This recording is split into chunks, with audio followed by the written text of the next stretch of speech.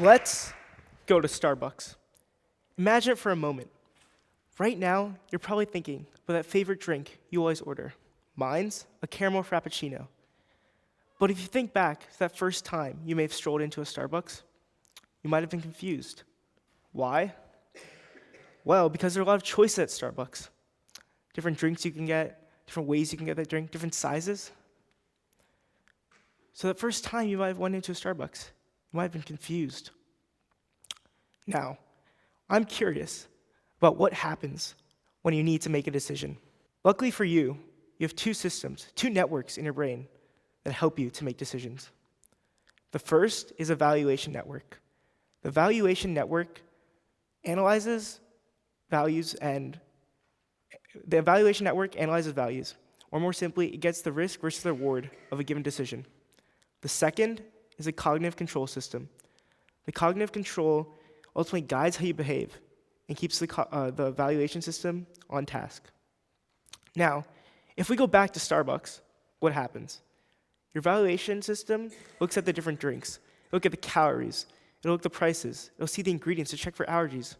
And it'll summarize that information to the cognitive control system. That system will ultimately make a decision. So your valuation system is like a supercomputer.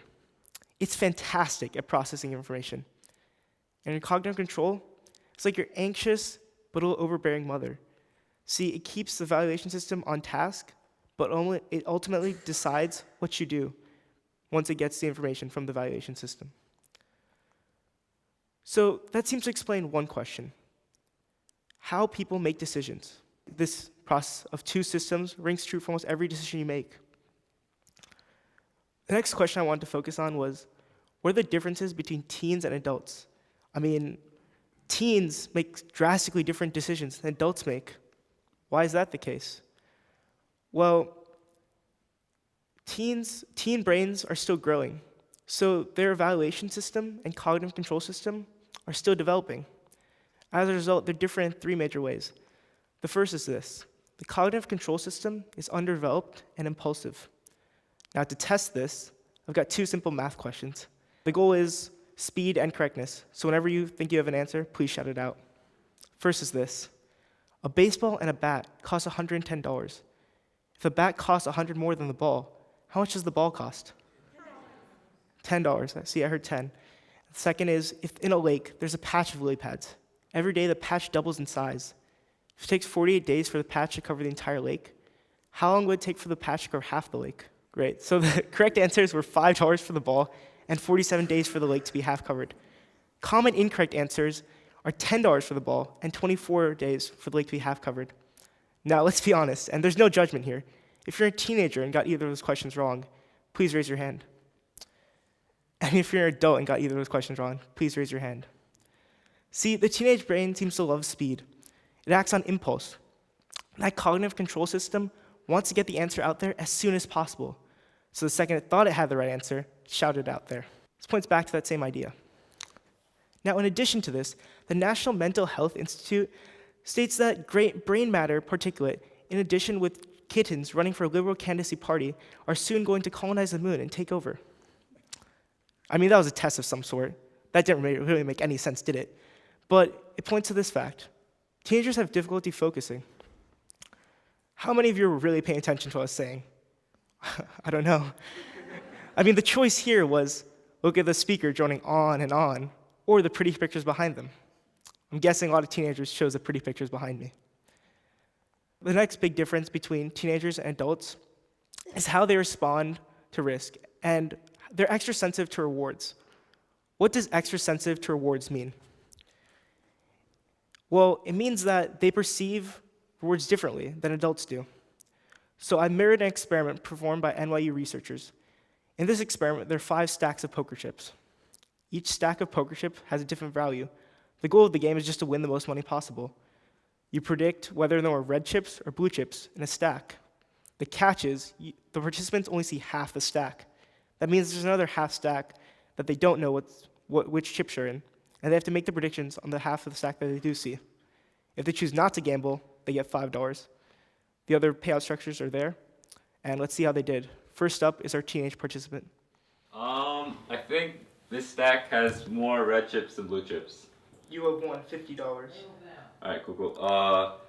I think this stack is more blue than red. You have not won anything. Okay, I think this one has more red. You have won $75.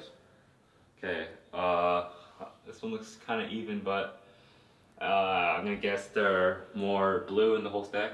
You have not won anything. Okay. I'm gonna not gamble on this one. You have received $5. Next up, our adult participant. I believe there are more red chips in this pile. You received $50. I believe there are more blue chips in this pile. You received $75.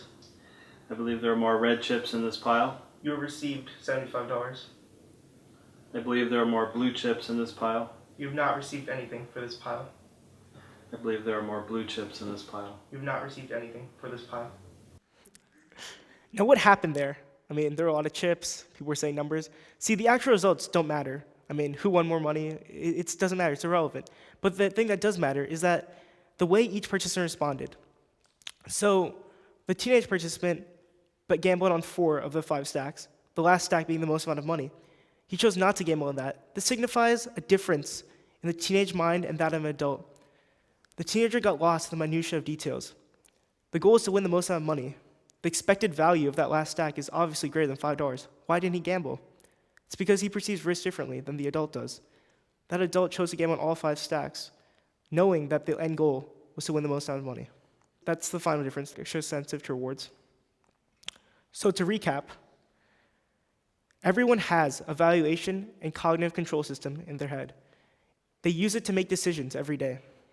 The valuation system processes and summarizes information, and it sends that information to the cognitive control system. The cognitive control system uses that to make decisions. Now, teenagers and adults make different decisions because the teenage mind is still growing. Those 3 differences cause it to be impulsive, have difficulty focusing, and perceive risk in different ways. The implications of this mean that teenagers often participate in behavior that is deemed more risky by society. Teenagers also perceive risk in a different way that causes them to lose track of end goals or ultimate consequences. Overall, I hope that this talk has showed you how people make decisions every day and the ways that which teenagers and adults are different. Thank you.